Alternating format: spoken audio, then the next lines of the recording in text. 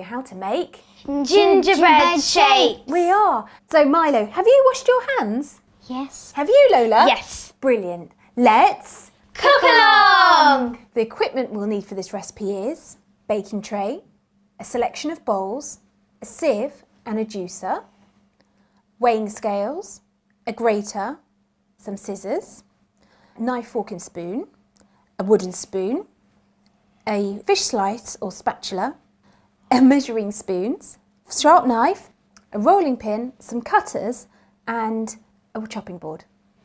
The ingredients we'll need, Milo, do you know any of these ingredients? Can you help me? Orange. Yeah. Cherries. Yeah. Raisins. Sugar. Wholemeal flour. Plain flour. What's that? What have we got there? We've got ginger there. Ginger. And cinnamon. Cinnamon. Bicarbonate of soda. Sunflower spread or polyunsaturated spread. And some eggs. And baking paper. We're ready to get going. Lola, I need to start you off with grating the orange and then I'm going to get Milo to line the baking trays. Lola, if you can grate the zest of the orange for me, because we need this in our biscuits. We're going to grate our orange using the small grates. Move the orange down the grater gently in one direction. There we go then, Lola. In the meantime, I'm going to get Milo to give me a hand cutting the paper to size. We need to put the baking trays on your board and we need some scissors. So here we go then, Milo. I'm going to hold the paper and then I want you to cut that way round in line with the baking tray. Lovely bit of teamwork here. Good work, Milo. We can line our baking tray. Let's put myself to the side. Whilst Lola's finishing off her grating, I'm going to put the oven on. With a grown-up nearby, turn on your oven onto about 180 to 160 for fan assisted or gas mount 4. Lola's finished with the grating. We've got some excess in there. Look, Lola, do you want to use your fingers just to pull it out? It's nice and smooth inside the grater, but do be careful. There we go. Perfect. Give it a tap. Orange. That is a lot of orange. So Milo, I need you to juice this orange. Let me cut it for you. I'm going to use my bridge now just to give it a cut through. And now squeeze. And there we go. And that's great for squeezing. And now squeeze. You can hold those with your fingers. It steadies the actual juicer and it allows Milo to press down harder, releasing more of the juice. Squeeze your hands right over the top. Push your thumbs and your fingers into it. Oh my goodness, hands of steel. Brilliant. That is definitely done. That's definitely done. So we have our zest and our juice. Next bit we need to do is beating. We need to lightly tap the egg with the back of a knife into a small bowl. Milo, do you think you could do that? Here we go, there's one. So what we need to do you want to tap it or do you want to hold it? This stops shell getting into the bowl. Just go gentle. Yeah, that was great. Brilliant. If ever you touch raw egg, make sure you wash your hands with warm soapy water straight away.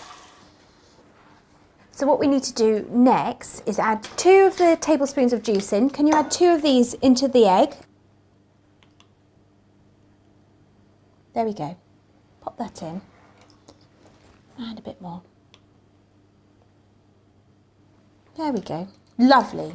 Great work there, Milo. And then Lola, we need to put all the zest from the orange. That'd be great. I'm going to use a fork just to give it a mix. If you bring the fork round rapidly, moving it around the bowl, make sure your fork is making scoops underneath and over the top to make the mixture. Perfect. Thank you, Lola. There we go. So the next part we need to do is sieve. We need to get our flour. We need our scales. Yes, you can, of course. And I'll get Lola to sieve if you measure out the flour. We need to press 0 on the weighing scales once we've got our bowl on ready. We need to weigh out 125 grams of plain flour and wholemeal flour. So let's get a spoon. So our numbers are going up. Milo's filling up the bowl with the plain flour. 41. Keep going, Milo. Lola, could you get me the bowl so you could sieve the 2 flours together? Thank you. There we go, that will do. Would you like to do the brown flour as well now, Milo? Go back to 0. Perfect. So we've got both our flours there together. Great job, give me 5. There we go, if you can sieve that for me, Lola. Now sieving is really important. We've got it over a fresh clean bowl, tip both the flours in, and we're giving ourselves a little bit of height. The height gives us the air that we need to help us give that lovely soft and smooth texture. Well done, Lola. Or what we can do, you can do a little trick. You can use just a spoon. If you're finding it that you're getting it everywhere on the sides, we can just use a spoon to knock it through. Do you want to do that too, Lola? Would that be easier for you? Yeah. So you can pop it down and use your spoon. Why don't you press pause now whilst you sieve your flour and clean down your surfaces?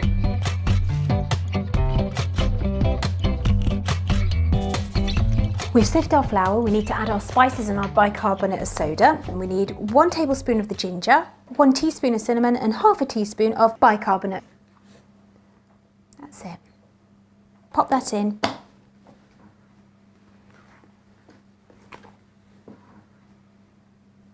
Good girl.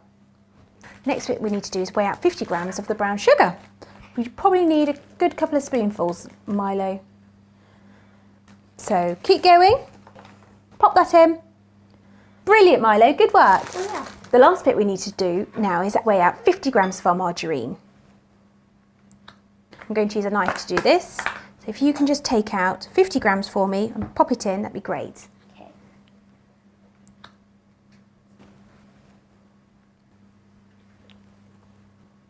Perfect, thank you, Lola.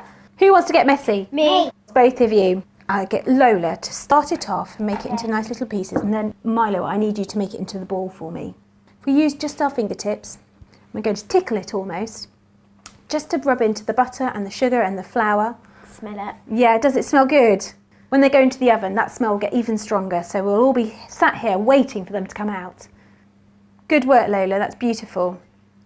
Now that Lola's made these into lovely little breadcrumbs, we need to add in our egg mixture. We're going to use this with the knife. This will help just stop it from sticking whilst it's really wet with the flour and the sugar and the butter. So if you can hold the knife for me, Milo. We're going to make a little well in the middle. There we go. And let's pop it in. Blop, blop, blop, blop, blop.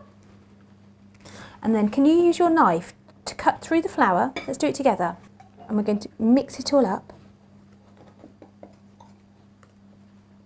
We have to catch all the sides.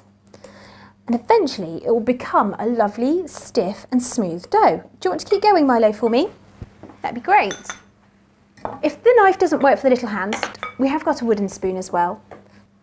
Lola, which cutters do you want to choose? I think I might pick this one here. Oh, the kangaroo? Yeah. Milo, which cutter do you think you'd like? I want all of them.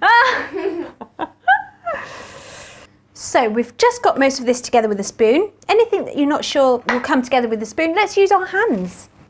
We get it into a nice ball. There we go. Oh, that looks fab. Yeah.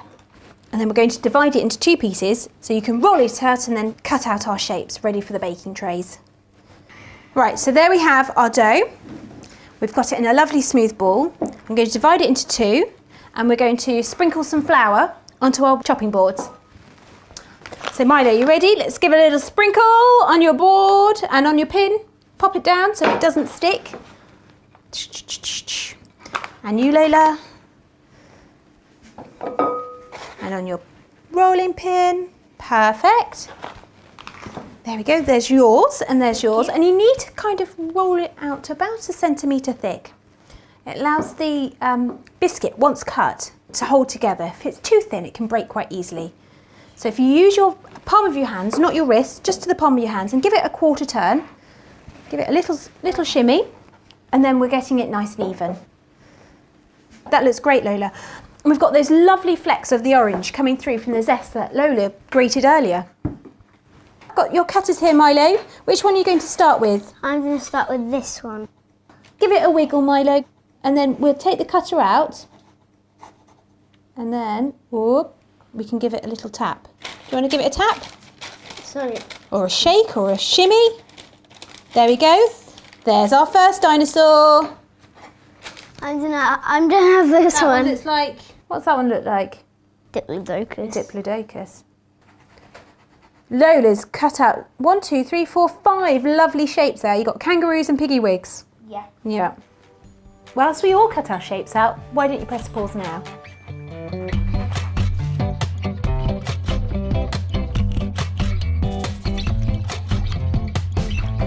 Now this is the best bit, because we've cut out all our shapes.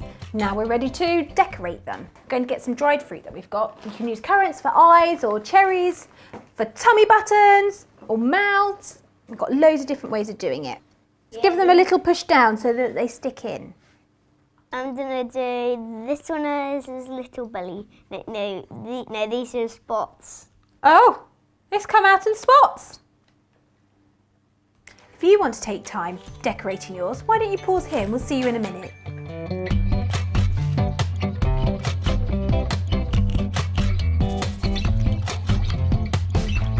For this bit, we'll need to get a grown-up nearby to help us bake. So I'm going to put them in the oven.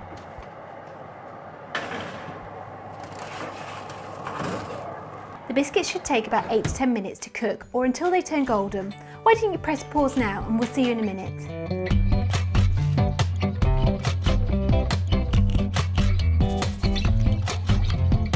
Our biscuits are ready! Woo! Should we go check them? Yeah. Brilliant.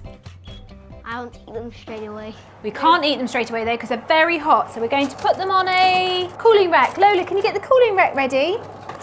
Milo, here's yours. Very hot tray, do not touch.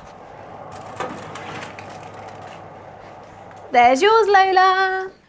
We're going to use a fish slice now just to put them onto the cooling rack. Gives them a chance just to cool down all over. It might be a good idea to get an adult to help you with this bit. There we go. There we go, last one. Wow. So there we have our delicious gingerbread biscuits. Our biscuits are lovely and cool now, so we're going to serve them up and then we can eat them. Yes. Yes. Let's pop them up. There we go. Wow, look at them. They look great. If you'd like to have a go at another recipe, there are more cook-alongs for you to explore. We'd love to see what you've made. Take pictures and tweet them to @EatHappyProject, #Let'sCookAlong. I just can't resist it. Can you not resist it? I can't resist it. We're so excited to try these, aren't we? Can I try one? Yeah. Which one can I have, Milo? I have a piggy. Yeah. Fantastic. Let's have a go. Oh, wow. Wow, really the yummy. ginger's great in it. Do you like it, Milo? Would you make them again? Yeah. Yeah, nice and easy, aren't they? Yeah. We've all really enjoyed making these. Hope you have too.